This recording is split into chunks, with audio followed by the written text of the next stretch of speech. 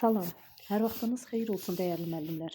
Mən Nurlani Muradova, Texnologiya 9-cu sinif 23-cü mövzunun izahı. Məmulatın sökülmüş tikişlərinin bərpa edilməsi. Tikişlərin sökülməsi tez-tez rast gəldiyimiz haldır. Parçanın sökülmüş tikişlərini əsaslı bərpa etmək üçün incəlikləri bilmək lazımdır.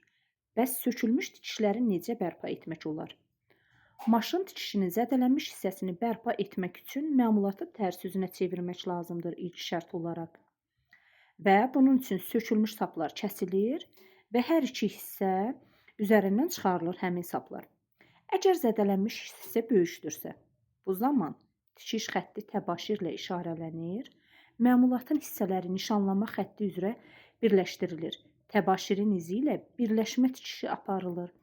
Əvvəldə və axırda hər biri 4 sm olmaqla bərkitmə tikişi yerinə getirilir. Hansı ki biz bunu 6-cı sinifdə maşın tikişləri zamanı keçmişdik ki, bərkitmə tikişin əvvəlində və axırında olurdu 4 sm olmaqla, 3-4 sm olmaqla idi, indi 4 sm olmaqla. Əgər sökülmüş hissə kiçikdirsə və əl altında tikiş maşını yoxdursa, maşın tikişini, yəni əvəzinə əl ilə iynə arxası tikiş əvəz edə bilər. İynə arxası tikiş nə cür aparılırdı? Hər sonuncu tikiş bitdikdən sonra növbəti tikiş addımı elə əvvəlki tikişin bitdiyi yerdən başlayırdı və orada sıx ardıcıllıq yarandığına görə maşın tikişinə oxşuyurdu. Demək, burada göstərilib 4 sm hər iki tərəfindən tikişin bərkidilməsi, burada isə tikişlərin növləri göstərilib müəllimlər. Sonra ikinci mərhələ. Tikiş maşınında yerinə yetirilmiş ilməkləmə tikişi əllə yerinə yetirilən hörmələmə tikişi ilə bərpa edilir. Əgər tikiş maşınında ilməkləmə tikişi nə idi? Deməli, parçanın sökülmüş kənarlarını dağılmadan qoruyan tikiş idi. Və ilməkləmə tikişi hansı tikişlə yerinə yetirilirdi müəllimlər? İlməkləmə tikişi ziqzaq şəkilli tikişlə aparılırdı maşında və həmin tikişi biz demək hörmələmə tikişi ilə bərpa edə bilərik sökülmüş hissəsini. Üçüncü, əgər astar hissədən astarlı məmulatlarda sökülmüş tikişi bərpa etmək mümkün deyilsə, bu zaman məmulatın düz üzündən iç tərəfinə tikiş atılır. Bunun üçün astarın sökülmüş tikişi məmulatın qatlama yerinə yerləşdirilir. Sap astar tərəfində bərkidilib, üz hissəyə tikilən parçanın 2-3 sapı uzunluqda qoyulur və tikişin altdan və ya iç tərəfdən tikişlə bərpasıdır. Burada 2-3 sap, həmin 2-3 sap uzunluq qoyulur dediyimiz, bir də tikiş arasında uzunluq. Sonra birinci detalın astar hissəsindən 7-10 mm uzunluqda tikiş atılır və bu qaydada davam etdirilir. Beləliklə bir detalda astar, ikincidə isə qısa üz tikişləri yerləşdirilir. Bəs görək geyimlərin hissələri nə cür bərpa edilir? Palto, pencək, raket bunların sökülən yan tikişini bərpa etmək üçün məmulatın öncə astarının yan tikişi sökülməlidir. Tikiş 2,5-3 sm sökülərsə əl ilə bərpa edilir.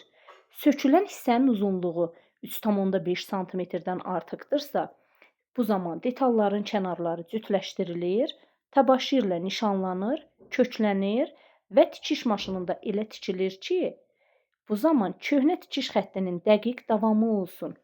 Sonra kök tikişləri sökülür, ütülənir, astarın ətəkləri cütləşdirilir və yuxarının yan tikişinə bənd edilir. Kürəyin astarı ətəyin astarına əl ilə gizli tikişlə birləşdirilir. Sonra müəllimlər, qol yeri tikişinin bərpa edilməsi üçün öncə qolun astarı sökülür. Sonra astar qol yeri tikişindən aralanır və qolun sökülmüş hissəsi qoyulub nişanlanır.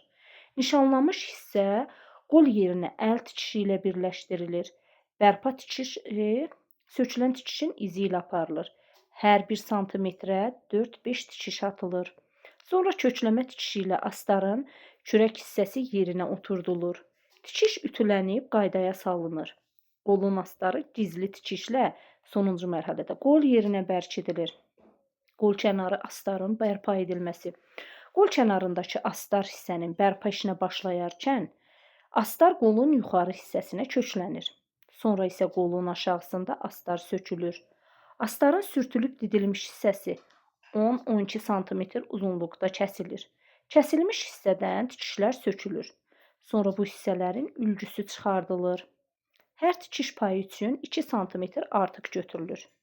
Yeni kəsilmiş hissələr qolun astarının yuxarı və aşağı tərəflərinə 1 sm enində tikişlə bərkidilir. Sonra tikişlər ütülənir. Təzə kəsilmiş hissənin qabaq və dirsək kənarları birləşdirilir. Bu zaman eninə və uzunluğuna aparılmış tikişlər əvvəlki tikişin davamı olmalıdır və tikişlər yuxarıya istiqamətlənmiş halda ütülənir. Nəyə görə? Kənarlar tikiş xətti istiqamətində qatlansın deyə. Aşağı istiqamətdə tikilərsə, astar üst hissədən çölə çıxacaq və sonda astar qolun içərisinə yerləşdirilir və gizli tikişlə tikilir. Qolun bərpa edilmiş tikişləri ütülənir. Daha sonra müəllimlər, şalvar balağının bərpa edilməsi. Şalvarın balağına tikilmiş kövbə didilmişdirsə, yenisi ilə əvəz edilməlidir və bunun üçün də ilk olaraq köhnə kövbə sökülüb çıxardılır. Balağın qatlanmış hissəsi tozdan, pürçümlənmiş sapdan təmizlənir. Yeni kövbə elə qoyulur ki, onun kənarı şalvarın balağından 1-2 mm kənara çıxsın. Kövbə gizli tikişlə hər iki tərəfdən balağa tikilir. Və nəhayət, şalvarın manjetinin bərpa edilməsi. Əvvəlcə şalvarın manjetinin qatlanmış hissəsi sökülüb, tozdan, saplardan təmizlənir. Sonra üzərinə nəməski qoyulub ütülənir və manjetin didilmiş hissələri gözəmək üsulu ilə işlənir və yenidən nəməski ilə ütülənib hamarlanır. Sonra manjetin qatlanması üçün yeni tikiş xəttinin yeri nişanlanır. Yeni xətt gözəmək yerindən 3-5 mm yuxarı qoyulmalıdır. Şalvarın manjeti xətt üzrə tərs üzünə qatlanıb nişanlanır. Əl ilə gizli tikişlə tikilir və ütülənir.